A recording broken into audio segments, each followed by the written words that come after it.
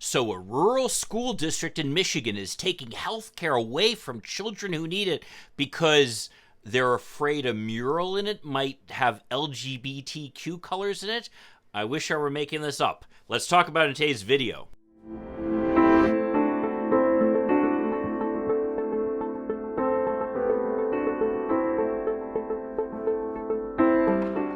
Hi, I'm Mike Greiner. I'm a lifelong Democratic activist who's concerned about the direction our country is taking. I'm also a lawyer and an academic, and I'm here to help you stand up to the BS of the MAGA crowd. So I am so sick of hearing about these conservatives fighting wokeness, arguing that somehow it's the liberals who are stopping freedom of speech and weaponizing government against the causes that they disagree with. If you want an example of just how ridiculous things have become, check out this story from my home state here in Michigan.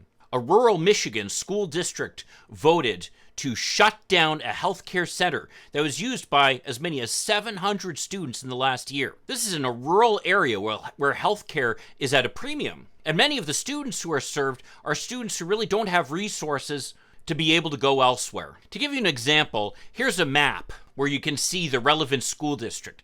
Just to give you an idea of what part of the state we're talking about, let's just zoom out here. Okay, here's Muskegon. Here's the state of, here's Lake Michigan. Here's Grand Rapids down to the south of it. Let's keep going out. Keep going out. Way down here is the Detroit area. So we are talking rural Michigan in the middle of nowhere, an area where, frankly, medical providers have struggled to be able to care for people. So this was a great program that had been in existence since 2011, where at minimal cost and inconvenience to the school district, this facility was made available to students who had healthcare needs. Well, what caused the controversy is this mural, painted by a student, no less. Allegedly, this mural includes LGBTQ colors. I don't know, I'm looking at this mural. It looks an awful lot to me like this is about staying healthy. Oh, I guess over here, you've got a girl wearing, it looks like rainbow leggings. And over here, I guess this shirt supposedly represents the transgender flag.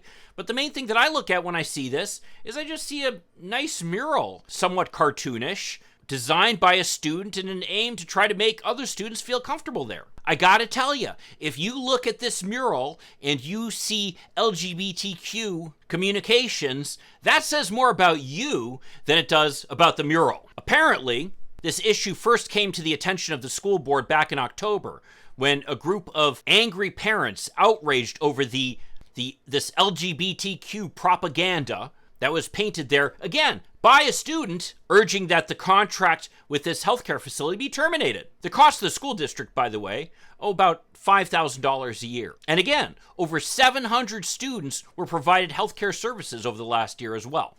So we're going to deny children healthcare because of the fact that someone with, let's face it, an overly imaginative libido sees LGBTQ colors in this rather friendly, nice, youth-oriented mural with a stay healthy message. It just shows the extent to which these conservatives do not care about people and children in particular. All their concern over children, oh my God, they might see something that might have LGBTQ colors, but let's not worry about the fact they are getting health care. As the comedian Wanda Sykes said on her Netflix special, until a drag queen walks into a school and beats 8 kids to death with a copy of To Kill a Mockingbird, I think you're focusing on the wrong shit. This is another example of where they're focusing on the wrong shit. This is not a group that cares about the health, welfare, and safety of our children. This is a group that seeks to radicalize America with their right-wing agenda.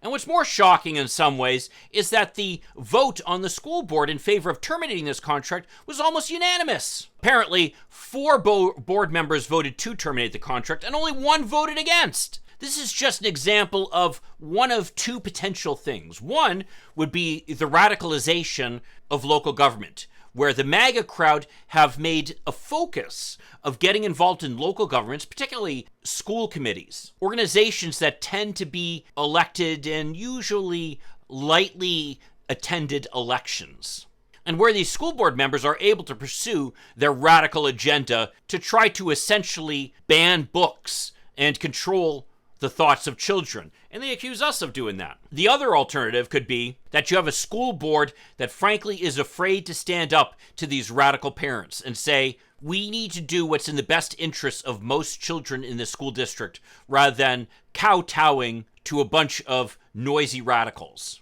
As my former boss once said, politicians are like electricity. They try to find the path of least resistance. And when a school board has a group of people coming, yelling and screaming at one of their meetings, their goal is, what can we do to shut them up? Well, in this case, it meant denying children healthcare services. Either way, it speaks to the need of responsible adults to get involved in local school board politics. No longer can we simply assume that these school boards are going to take care of themselves. Instead, these radical right-wingers are seeking to turn this into the latest front in their assault against American freedoms. It just speaks to the fact that we as progressives cannot sit by idly anymore. Well, if you want to see another video where I talk about the attacks that the right wing have made against our schools, check out this video over here. I'll see you then.